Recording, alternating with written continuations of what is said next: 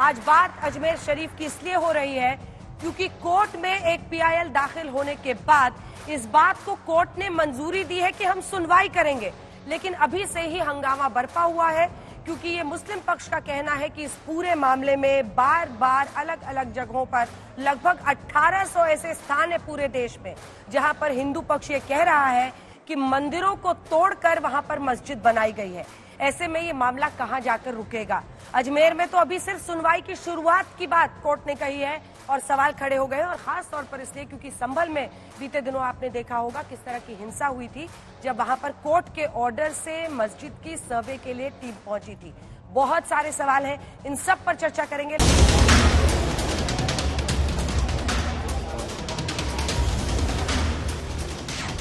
अजमेर शरीफ दरगाह पर सियासी आर-पार। अजमेर में दरगाह या मंदिर, कोर्ट में क्या आधार?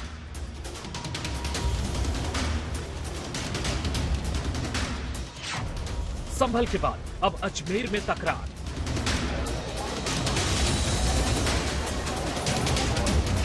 आठ 800 साल पुरानी दरगाह पर उगा विवाद का पौधा।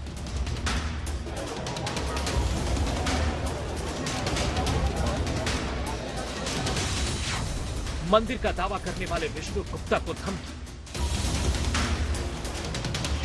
पूर्व नौकरशाहों ने लिखी पीएम मोदी को चिट्ठी।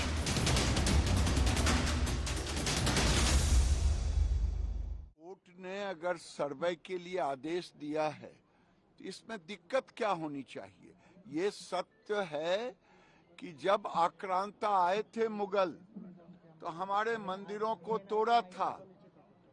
अब आप कहेंगे कि कितने मस्जिदों पर आप ये बोलेंगे, तो मैं कहूंगा कि अब आज तक कांग्रेस की सरकार केवल तुष्टीकरण करते रही। तुष्टीकरण के कारण ही अगर ये 47 में ही आक्रांतों द्वारा मंदिरों पर मस्जिद बनाने का जो उनका एक मुहिम चला था उसको समाप्त कर दिया गया होता नेहरू के द्वारा, तो आज हमें कोर्ट में अर्जी देने की जरूरत नहीं पड़ती। ये हो क्या रहा है कि आप 800 साल के बाद कह रहे हैं कि वो दरगाह नहीं है? क्या मैसेज दे रहे हैं हम भारत का पूरे विश्व में? एक मजाक बनाकर रख दिया आप। प्लेसेस ऑफ वर्शिप एक्ट को कोर्ट, लोअर कोर्ट क्यों नहीं सुन रहा है? प्लेसेस ऑफ वर्शिप एक्ट को क्यों नहीं मान रहा है? तो इससे तो आप तो देश को एक सोशल प्रॉब्लम्स क्रिएट करेंगे और ये ठीक नहीं है देश के लिए। मुझे कुछ नहीं करना है, न्यायालय निर्णय करेगा, क्योंकि ये तो सच है कि अधिकांश मंदिरों को तोड़ करके औरंगजेब ने, बाबर ने, इन्होंने मस्जिदें बनाई थी। अब जांच होगी, जांच में रिकॉर्ड आदेश देता है कि इसे खुदाई करो और खुदाई करने पे जो उसे अवशेष मिलेंगे उससे निर्णय हो जाएगा। क्या अजमेर शरीफ जैसी श्राइन जहां मुसलमानों से ज्यादा हिंदू श्रद्धा रखते हैं, हिंदू लोग ज्यादा जाते हैं, मन्नत मांगते हैं और 800 साल पुरानी ये जियारत है, तो मुझे लगता है कि इसके बाद मुसलमानों के घरों में ढूंढना शुरू कर देंगे। तो ये तो मुल्क को बंटवारे की तरफ लेके जा रहा है, खून खराबे की तरफ लेके जा रहा है, जैसे हमने संभल उत्तर प्रदेश में देखा। संघर्ष तो हुआ है, द्वंद्व तो आए हैं, हर चीजों को सबने पार किया है। कुछ इस देश के कट्टर जगे हुए हिंदू थे जिन्होंने एक नई अलग जगाई है, सड़कों पर निकले हैं, कायरता और डरपोकपना को छोड़ करके वो निकले हैं।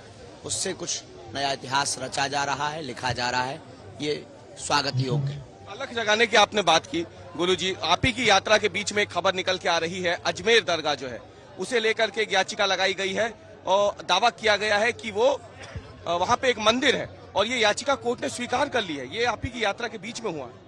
भगवान की कृपा है, सब मंगल मंगल हो रहा है, हिंदुत्व के प्रति सकारात्मक समय आ रहा है। अगर वहाँ भी शिव मंदिर है तो प्राण प्रतिष्ठा होगी, रुद्राभिषेक होना चाहिए। बेसलेस है बिल्कुल ही। आप उस जो डॉक्यूमेंट यानी जो किताब वो अपनी विटनेस के अंदर लेकर के आए हैं और वो किताब उन्होंने पेश की है कोर्ट के अंदर, उसके पेज नंबर 92 के ऊपर बिल्कुल क्लियर कट दिया हुआ है। दो वर्डिंग के ऊपर मैं बात कर रहा हूँ, ट्रेडिशन सेज, इसका क्या मतलब लोगे आप? कहा जाता है आप एक जर्नलिस्ट हो, आप वेरियस जगह पर जाकर के न्यूज कवरेज करते हो और आप अपने उससे एक किताब लिख देते हो कि मैंने ये देखा, मैंने वो देखा, मैंने वो देखा, लेकिन उसके अंदर आप रेफरेंस कोट नहीं करते हो। रेफरेंस की ये चीज आपने कहां से ली और किस ट्रेडिशन से ली। ट्रेडिशन तो हम ट्रेडिशन को नहीं मानते जब तक कि वो प्रूव ट्रेडिशन नहीं हो जाए।